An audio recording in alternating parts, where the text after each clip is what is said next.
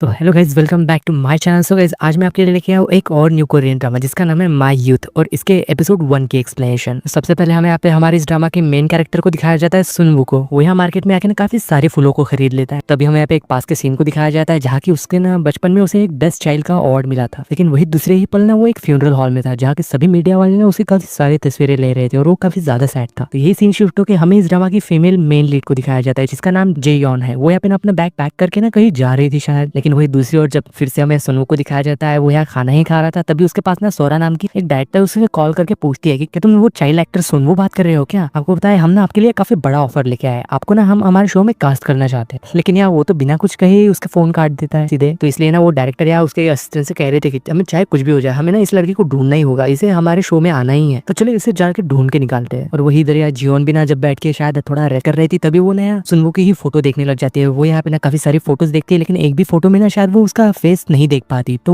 वो ना उसके हाथ में बंधे हुए ब्रेसलेट को नोटिस करती। तभी ना यहाँ पे उसके पास उस डायरेक्टर का मैसेज आ गया था। वो उसे बता रहा था कि हमने ना स्क्रिप्ट चेंज कर दी है। इसलिए यहाँ पे जियोन ने उसे कॉल करके पूछ रही थी कि आप ऐसे कैसे स्क्रिप्ट चेंज कर सकते हैं, मुझे इस बारे में आपसे बात करनी है, इसलिए मुझे आपसे मिलना है। तो वही दूसरे ओर जब हमें यहाँ पे सेट पे दिखाया जाता है सभी यहाँ पे काम कर रहे थे और साथ ही में हमें यहाँ पे एक नई एक्टर को दिखाया जाता है जिसका नाम तायरिन है। और इस बात से हमें ये भी पता चलता है कि असल में जेही ना उसकी मैनेजर है। यार दोनों ही ना उस एक्टर को देख रहे थे तो यार जेही ना तायरिन से कह रहे थे कि उस लड़की ने अचानक से व्हाइट ड्रेस क्यों पहन ली, पर वो तो तुम्हें पसंद नहीं है ना, पता नहीं कि ये किस बारे में रिहर्सल करने वाले हैं। अब इस बात से मुझे तो नहीं पता कि अब इस शो में रोमांस होने वाला है या फिर एक थ्रिलर ड्रामा। वही दूसरी ओर हमें यहाँ पे सनयुक के फ्रेंड को दिखाया जाता है जिसका नाम यहाँ पे जन्यक है। वो ना उसे कॉल करके पूछ रहा था कि यार तुम हो कहाँ, कितनी देर हो गई है। तो वो उसे हाथ हिला के बता रहा था कि अरे मैं तो यहाँ पे पहुंच चुका हूँ, तुम कहाँ हो, और मैं ना तुम्हारे लिए काफी सारी अल्कोहल भी लाया हूँ। ये सब कह के वो यहाँ पे रोड क्रॉस करने जा रहा था ताकि तभी यहाँ एक आदमी को ना काफी ज्यादा जल्दी, इसलिए ना वो यहाँ पे अपनी गाड़ी सामने निकाल के जा ही रहा था कि यहाँ पे बार बार ना यहाँ सनू का दोस्त बच गया था और ना उसका एक्सीडेंट हो जाता। साथ ही में उसकी सारी बोतलें भी नीचे गिर के सभी खराब हो। तो इसलिए इस बात से सनू तो काफी ज्यादा गुस्सा होकर ना उस गाड़ी वाला का पीछा करने लग गया था और साथ ही में उसे पकड़ भी लेता है। यहाँ पे वो आदमी ना काफी गुस्से में था। वो बाहर आके ना यहाँ सनू के ऊपर काफी ज्यादा चिल्ला रहा और साथ ही में उसे मारने के लिए आगे भी बढ़ता है, पर यहाँ सनू ना पीछे हट के खुद को बचा रहा था शायद। और साथ ही में वो आदमी भी ना उसे चोट नहीं पहुंचा पाता, वो तो खुद ही थक हार के नीचे गिर गया था क्योंकि वो काफी ज्यादा नशे में था। या सनू ना उसके करीब जाके उससे कह रहा था तुम्हें जाके ना मेरे दोस्त से माफी मांगनी चाहिए या फिर तुम्हें ना पुलिस के हवाले कर दूंगा, क्यों ना ऐसा कर ले कि हम दोनों काम एक साथ में कर ले। इस वजह से ना बेचारे यार उस आदमी को तो माफी मांगनी ही पड़ती। उसमें यहाँ पे पुलिस वाले भी उसे पकड़ के ले गए थे। फिर साथ ही में यहाँ पे उसका दोस्त ने उससे माफी मांगते हुए कह रहा था कि हमारी तो सारी अल्कोहल खराब होगी जो कि मैंने तुम्हारे लिए खरीदी और ये गाड़ी तो सोगजू की है ना, ये तुम्हारे पास कैसे आई। तो यार सनू उसे बता रहा था कि अरे तुम इस बारे में टेंशन मत लो और तुम आज शॉप कुछ जल्दी ओपन कर लेना ताकि तुम ना जो अल्कोहल खराब हो चुकी है शायद उसकी भरपाई कर लो। फिर वही बाद में जब यार टेरिंग ना अपने शूट खत्म करके घर जा रही थी तो यार जॉन उससे कहती है कि तुम आगे चलो, मैं कुछ देर में आती है। और वो ना सीधे डायरेक्टर से मिलने चली गई थी उसके बारे में बात करने के लिए और वो तो यहाँ पे ना उससे आर्ग्यू करने लग जाती है। कह रहे थे कि वो उस दूसरे एक्टर ने व्हाइट ड्रेस क्यों पहनी है, इतने दिनों से तो हम शूटिंग कर रहे हैं, तब तो उसने ब्लैक ड्रेस पहन रखी थी, तो अब उसे क्या होगा, अब वो व्हाइट ड्रेस पे क्यों उतर आया। तो डायरेक्टर भी कह रहा था कि यार तुम इतने गुस्सा क्यों हो रही हो, वैसे भी टेरिंग का तो सिर्फ साइड कैरेक्टर का रोल है ना, वो मेन कैरेक्टर नहीं है। इस बात से तो यहाँ पे बेचारी जेन तो और भी ज्यादा भड़क गई थी और उससे कह रही थी कि मुझे नहीं पता, उस लड़की की ना ड्रेस तुम्हें चेंज करवानी ही होगी। ये सब कह के ना वो तो वहां से उसे मुसीबत में छोड़ के चली गई थी। तो वो ना वहां से सीधे एक सेंटर में चली गई थी जहाँ की शायद वो यहाँ तलवारबाजी की प्रैक्टिस करती है। और वही जब हमें यहाँ पे फिर से डायरेक्टर को दिखाया जाता है जो कि ना उसे एक्टर से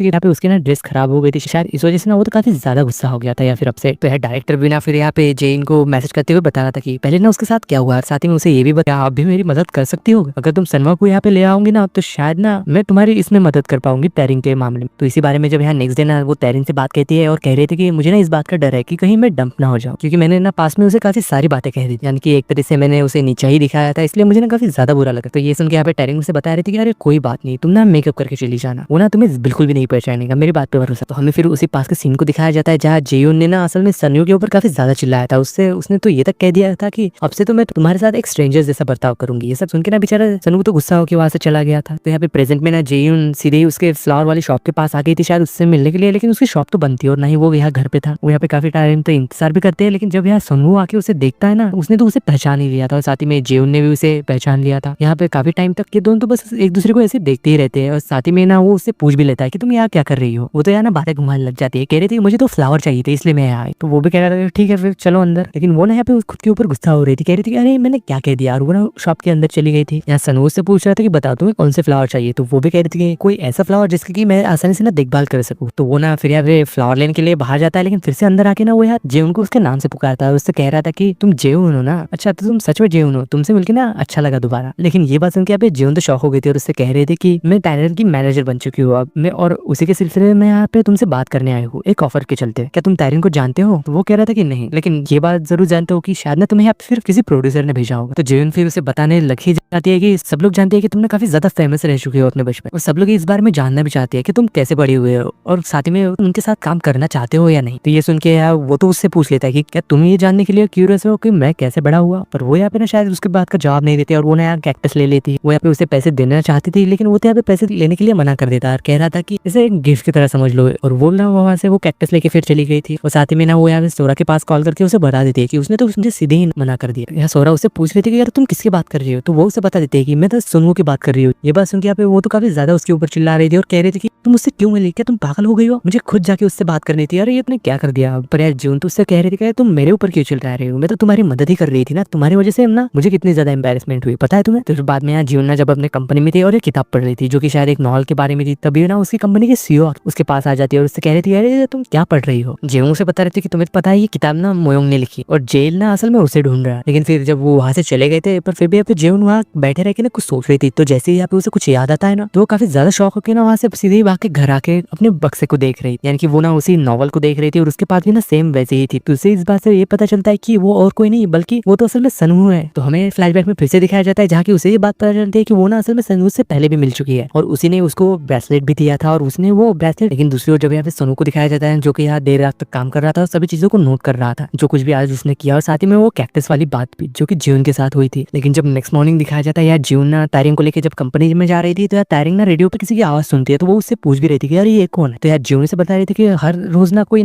नया शख्स आता है रेडियो पे डेब्यू करने के लिए, जरूर ये भी कोई नया ही होगा। फिर बाद में वो यहाँ पे कंपनी में आ गए थे जाके जीवन के पास ना किसी को कॉल आ गई थी और वो असल में सनवू की थी जो कि उसे बता रहा था कि मैं ना फ्लॉस लेके आया हूँ जैसा कि तुमने कहा था। पहले तो इस बात के बारे में उसे पता ही नहीं चलता जीवन को कि वो असल में सनवू का कॉल था और वो उससे कह रही थी कि ठीक है मैं आ रही हूँ, वही रुको। और टायरिंग से वो कहकर चली जाती है कि तुम चलो मैं अभी थोड़ी देर में आई। लेकिन वही यार टायरिंग जब अंदर आती है जो कि यहाँ पे देखती है कि कोई ना यहाँ पे माइक के ऊपर पोइट्री गा रहा था, तो उसे ना यहाँ पे उसके स्कूल टाइम की याद आती है, यानी कि उसे ये बात पता चल गई थी कि वो लड़का असल में है कौन जो कि पोइट्री गा रहा था। इसका नाम असल में सेयोकजुक है। यहाँ पे वो रेडियो की होस्ट उससे कह रहे थे कि तुम थोड़ी देर रुको, जल्दी टायरिंग भी आ जाएंगे तो फिर ना हम अपना शो स्टार्ट कर सकते। वो ना सीधे ही जाके टायरिंग के पास चली गई थी और उससे कह रहे थे कि यार तुम्हें क्या हुआ है, तुम रो क्यों रही हो। पर फिर भी वो तो यहाँ पे कुछ कह ही नहीं पाती। तभी वहां से ना सेयोकजू बाहर आता है, उस सेयोकजू को देख के उससे बात कर रहा था, यानी कि उससे नमस्ते कह रहा था और उससे पूछ भी रहा था कि तुम रो क्यों रही थी। पर वो भी उससे कह रही थी कि तुम मुझे देख के हंस क्यों रही हो। वो भी कह रहा था कि तुम खूबसूरत लग रही हो इसलिए। उसके पास जब किसी का कॉल आ जाता है तो वो ना वहां से चला गया। लेकिन टायरिंग यहाँ पे खुद से ही कह रहे थे कि क्या ये भुलक्कड़ हो गया है, क्या इसने मुझे सच में नहीं पहचाना। लेकिन यार नीचे ना जब जेयोंग नीचे आके उसे देखती है तो उसे पता चलता है कि ये तो सनवू है। सनवू उसे देखता है, उसे कह रहा था कि यार वाह क्या कोइंसिडेंस है। पर फिर भी यहाँ पे जेयोंग तो उससे ना काफी कैजुअली बात करती है, तो वो उससे कह रहा था कि अब ना तुम खुल के बात कर रही हो, ऐसा लग रहा है, हंस क्यों रहे हो। तो वो तो कह रहा था कि मुझे ना तुमसे मिलकर अच्छा लगा इसलिए, पर मुझे ना तुम्हारी फोटो लेनी है ताकि मैं डिलीवरी कंफर्म कर सकूं। तो जैसे वो यहाँ फोटो खींचने ही वाला था कि सब्जू आके ना टायरिंग को कह रहा था कि क्या तुम अभी भी इस लड़की को लाइक करती हो। पर वो तो कह रही थी कि अरे तुम कैसे बात कर रहे हो, और वो ना यहाँ पे सब्जू को लात मार देती है और साथ ही में सनू से कह रही थी कि वो फोटो डिलीट कर देना। ये सब कह के ना वो वहां से चली गई थी। यार सब्जू तो उससे पूछ रहा था कि यार तुम यहाँ क्यों आए हो, क्या तुम सच में अभी भी उसे लाइक करते हो। लेकिन वो तो कह रहा था कि नहीं, पर ऐसा भी नहीं है कि मैं कोई डेब्यू करने आया हूँ। ये सब कह के ना वो यहाँ पे सीधे उसका आईडी कार्ड लेके ना जियोंग से मिलने चला गया था। जियोंग से देख के पूछती है कि यार तुम यहाँ क्या कर रहे हो, क्या तुम्हें वापस नहीं जाना। वो यहाँ पे उससे कहता है कि मुझे ना तुमसे कुछ बात करनी है, और कह रहा था कि अगर कैक्टस खराब हो जाए तो मुझे बता देना, और अगर तुम्हें भूख भी लगे ना तो भी मुझे बता देना। और साथ में ना वो यहाँ पे हाथ पे ना उसके कुछ ड्रॉ करता है। तो यहाँ पे जियोंग भी ना उसका हाथ लेके ना उसकी चोट पे फूक मार के वहां से चली गई थी। इस बात से यहाँ पे सनू ना एक पास के सीन को याद करता है जहाँ की सेम ना स्कूल टाइम में जियोंग उसके हाथ पे ऐसे ही फूक मारा करती थी जब भी उसकी उंगलियों में चोट लगती थी। नेक्स्ट सीन में जब यहाँ जियोंग ना कहीं जा रही थी तो वो ना अपने हाथ को देखती है जहाँ की सोंगू ने ड्राइंग बनाई थी। तो वहीं पे ना असल में टायरिंग भी मौजूद थी जो कि यहाँ पे उसे बता रही थी कि तुम्हें पता है आज एक लड़के ने मुझसे कहा था कि मैं काफी ज्यादा खूबसूरत हूँ। तो वो भी कहती है कि हाँ इस बात में तो कोई शक नहीं है क्योंकि लड़के ना तुम्हें देख के तो मर भी सकते हैं, पर तुम्हारी आंखें इतनी ज्यादा लाल क्यों हुई, क्या तुम रो रही थी। तो वो भी बता रही थी कि हाँ मैं ना अपने पास की कुछ बातों को याद कर रही थी। पर फिर भी जियोंग उसे पकड़ते हुए उससे कह रही थी कि तुम्हें ना अपना ध्यान रखना चाहिए, तुम्हें इतनी ज्यादा रोने की जरूरत नहीं है, चलो हम ना कल हाइकिंग के लिए चलते हैं, मजा आएगा। लेकिन वही जब हमें नेक्स्ट डे दिखाया जाता है जाके जियोंग ना एक डायरेक्टर से जाके बात करती है और उसे बात ही नहीं कर रहा था। लेकिन जब यार जियोंग ये बताते हैं कि मैं ना सोंगवू के क्लास में थी, हमने तो साथ में पढ़ाई भी की है, मैंने आपसे शायद उससे मिलवा सकती, तो तब जाके ना वो डायरेक्टर उससे बात कर रहा था और कह रहा था कि क्या सच है, क्या सच में तुम उसके साथ थी यानी कि स्कूल टाइम में, तो फिर क्या तुम हमारी मीटिंग करवा सकती हो। तो इस बात से जियोंग तो कह रही थी कि हाँ लेकिन इसके लिए ना आपको भी टायरिंग के साथ मीटिंग करवानी हो। तो शायद ना वो भी इस बात के लिए मान गया था। तो फिर नेक्स्ट डे ना ये दोनों जब यहाँ पे हाइकिंग के लिए आए थे तो एक जगह बैठ के ना बात कर रहे थे और साथ ही में वो यहाँ पे मोयोंग की बुक को दिखाते हुए बता रही थी कि तुम्हें पता है अगर मैं ना इन दोनों को साथ में मीटिंग करवा देती हूँ तो तुम्हारी भी ना जेल के साथ मीटिंग फिक्स समझो। और वही से ना फिर वो बाद में एक रेस्टोरेंट में चले गए थे खाना खाने की, जाके जियोंग ना टायरिंग से कह रहे थे कि भरपेट ने खाना नहीं खाना चाहिए। पर फिर भी यहाँ पे वो तो कह रही थी कि तुम ना कभी कभी तो मेरी मॉम जैसे एक्ट करने लग जाए। पर मुझे एक बात बताओ कि तुम ना मोयोंग को कैसे मनाने वाली, क्योंकि जब भी बचपन में मैं किसी चीज को लेके क्रेविंग करती थी तो इसलिए ना मैं तो फैमिली के सामने काफी ज्यादा नाटक करती, यानी कि रोने लग जाती ताकि मुझे वो चीज मिल सके, और ऐसा करने से ना मुझे वो मिल भी जाता, तुम्हें पता है ना। तो मुझे लगता है कि शायद ना तुम्हें भी ऐसा ही कुछ करना चाहिए ताकि तुम अपनी बात मनवा सको। लेकिन वो ये सुन के कह रहे थे कि अब ना हम बड़े हो चुके हैं, इसलिए ऐसी चीजें ना आजकल काम नहीं आती। लेकिन फिर भी जब यहाँ अगले सीन में वो वापस से कंपनी में आके सुनवो को कॉल करने की कोशिश कर रही थी, लेकिन वो तो यहाँ पे कॉल नहीं उठा रहा था, इसलिए ना वो यहाँ पे उसे मैसेज करने वाली थी कि सुखजो आके उससे कुछ कहता है। तो वो भी उसे देखते हुए कह रहे थे कि अरे तुम यहाँ क्या कर रहे हो, तुम्हारे तो यहाँ कोई काम नहीं है ना, ये ऐसा तो नहीं है कि ये कंपनी तुम्हें इनहेरिटेंस के रूप में मिलने वाली है। पर वो तो उससे मुस्कुराते हुए कह रहा था कि अरे ऐसे कोई बात नहीं, क्या ऐसा नहीं हो सकता कि मैं यहाँ डेब्यू करने भी आ सकता। भी ना असल में जेल का कॉल ही आ गया था, और जो कि उससे कह रहा था कि मुझे ना उसके साथ मीटिंग करनी है, तुम कैसे भी करके वो मीटिंग फिक्स करवा। पर तुम्हें पता है मेरी बेटी तो मोयोंग के काफी ज्यादा बड़ी फैन है, इसलिए वो ना उससे मिलना भी चाहते हैं। तो जियोंग भी उसे कह रही थी हाँ ठीक है कोई बात नहीं, अब ना उससे भी साथ में लेके आ सकती। इसी वजह से ना वो फिर से यहाँ पे सन्नू की शॉप में चली गई थी उससे मिलने के लिए, लेकिन आज भी यहाँ पे शॉप ना बंद थी। लेकिन दूसरी तरफ जब हमें सन्नू को दिखाया जाता है जो कि यहाँ पे फ्लावर के गार्डन में था, यहाँ पे शायद काम कर रहा था, तभी यहाँ ना उसके पास जियोन कॉल कर दी और उससे पूछ भी रही थी कि तुम्हारी शॉप क्यों बंद है, तुम हो कहाँ। तो वो फिर ना टैक्सी लेके सीधे उससे मिलने चली गई थी उसे फूलों वाले बगीचे में। तो वो ना फिर उसके पास चली गई थी और उसे एक बुक को दिखाती है। ये बुक देख के ना वो तो उससे बुक छीनने की कोशिश कर रहा था, ये बुक तुम्हारे पास क्या कर रही है, मुझे वापस दो। पर फिर भी वो तो कह रही थी कि तुम्हें पता है ना मैंने इस बुक के लिए पैसे दिए थे, इसलिए मैंने इसे अपने पास संभाल के रखा है, मतलब इसे कैसे फेंक दूं मैं। पर जहाँ से हमने ये बुक खरीदी थी ना वो तो शॉप काफी समय पहले बंद हो। तुम्हें पता है एक हाई स्कूल वाली लड़की ना तुम्हारी काफी बड़ी फैन है, वो ना तुमसे मिलना भी चाहती है। उसके कहने पे यहाँ पे संगू तो मान गया था, पर ये सुन के वो तो कह रही थी यार तुम तो काफी जल्दी मान गए, मुझे लगा था कि तुम्हें काफी मनाना पड़ेगा। तो वो कह रहा था कि हाँ ठीक है, क्या तुम चाहती हो कि मैं तुम्हारे साथ और भी हार्ड बर्ताव करूँ। पर वो कहती थी कि यार नहीं इतना ही काफी है। और बाद में ना वो यहाँ पे संगू की मदद भी करने लग गई थी यहाँ पे फूलों को ट्रक में लोड करने के लिए। तो जब ये उसके कट्टे उठाने में मदद कर रही थी, क्या पैर मोड़ने की वजह से ना सनू नीचे गिर गया था, वो पर वो ना उसे पकड़ लेती। लेकिन वो कह रहा था यार मेरा हाथ छोड़ो, और साथ ही में उससे कह भी रहा था कि तुम ऐसे कैसे मुझे टच कर सकती, तुम्हें ऐसा नहीं करना चाहिए। पर फिर भी वो तो कह रही थी यार तुम गिर रहे थे, मैंने तो तुम्हें गिरने से बचाया। और उसके पास आके ना वो अनाज को उठा रही थी, पर फिर भी वो दोनों ही ना काफी ज्यादा नर्वस हो गए थे, पता नहीं क्यों। शायद ना पास में इन दोनों के बीच में जरूर कुछ ना कुछ तो रहा ही होगा। पर सनू उससे कह रहा था कि यार कोई बात नहीं मैं कर लूंगा, तुम जाके थोड़ा आराम कर लो। पर जीवन तो उसे देख के उसे कह रही थी अरे बाप रे तुम्हारे कान तो लाल हो चुके हैं, क्या तुम्हें सच में इतना ज्यादा बुखार है, दिखाओ मुझे। पर वो तो उससे दूर हटा हुआ कह रहा था यार नहीं मुझे बुखार नहीं है, तुम थोड़ा मुझसे दूर रहो ना प्लीज। और वही यार जीवन ना फिर बाद में एक जगह जाके खड़ी हुई थी, तभी उसके पास ना संगू आ जाता है, उससे कह रहा कि क्या तुम यहाँ पे रहना चाहोगी। और साथ ही में उसके पास जाके ना उसके सिर पे गिरी हुई एक पत्ती को हटा रहा था और कह भी रहा था कि तुम ना बकवास करना बंद कर दो और अपना काम करो। तो कुछ देर बाद ना जब वो लोग यहाँ पे अपना काम कर रहे थे, तभी यहाँ पे जीवन के पास किसी का कॉल आ जाता है जो कि शायद ना वो उसे वापस बुला रहा था। तो इसलिए ना जब यहाँ पे जीवन ना उसे ग्लव्स वापस देके वहां से जा रही थी, तो वो कह रहा था कि ये सबसे ना अगली ग्लव्स है क्योंकि इसे तुमने जो पहना था। तो वो तो यहाँ पे एक जाने लगती है कि तुम ना जब इस ग्लव्स को पहने हुए ना तो तुम ना सच में खूबसूरत लगे, ये सब कह के ना वो वहां से जा रही थी। तो जब यहाँ पे रात में ना आया सनू को दिखाया जाता है जो कि उसके फ्रेंड के साथ ना एक रेस्टोरेंट में था, जो कि यहाँ पे फोन को देख रहा था। तो उसका दोस्त से पूछता भी है कि ये तुम बार बार अपने फोन को क्यों देखे जा रहे हो। वो उसे बता रहा था कि मेरी फैन है और जल्दी में उससे मिलने भी वाला हो। पर ये बात सुन के यहाँ पे उसका दोस्त उसके साथ आर्ग्यू करने लग गया था और उससे कह रहा था कि तुम इस बात के लिए माने क्यों, तुम्हें सीधे ही मना कर देना चाहिए, तुम्हें एटलीस्ट पहले मुझे तो बता देना चाहिए था। लेकिन जब यहाँ नेक्स्ट डे दिखाया जाता है जो कि यहाँ पे अपना घर रह के कुछ काम कर रहा था, और साथ ही में उसकी स्टेप सिस्टर भी वहाँ थी जिसका नाम की नोरू थी। वो यहाँ पे उससे कह रही थी कि आप ना हमेशा ही घर पे भी काम करते हो, आप इतना कितना पैसा कमा लोगे, आपको आराम भी करना। पर फिर भी वो तो कह रहा था कि मेरी ना एक फैन है जो कि मुझसे शायद मिलना चाहती है और पता है वो ना तुम्हारी जितनी है, यानी तुम्हारी जैसी वो स्कूल जाती है, पर तुम लोगों को ना इस उम्र में पढ़ाई करनी चाहिए। पर फिर भी ये सुन के वो तो उसके पास भाई के पास जाके उसके ब्रेसलेट को देख रही थी और उससे कह रही थी कि अगर ये कभी टूट जाएगा तो क्या तब तुम्हारी विश पूरी हो जाएगी। पर फिर भी वो तो कह रहा था कि नहीं ऐसा कभी नहीं होने वाला शायद। फिर कुछ देर बाद ना जब यहाँ पे जीवन ने उसके पास मैसेज करके कहती है कि कुछ देर बाद ना